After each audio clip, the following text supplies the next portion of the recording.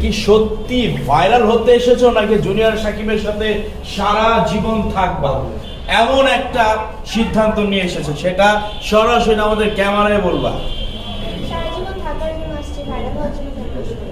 সারা জীবন থাকার জন্য কিন্তু এসেছে আমাদের ইকরা খান। আমরা কিন্তু সরাসরি মুখ থেকে শুনলাম। এখন আমরা কথা বলবো জুনিয়র সাকিবের সাথে।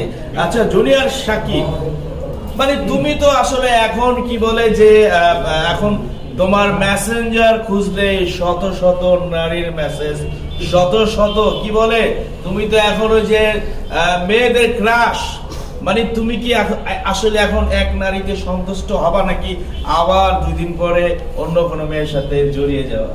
এক নারীতেই ভাই, হ্যাঁ এক নারীতেই। ইকরাকে ভালোবাসছি, ইকরাকে বিয়ে করছি।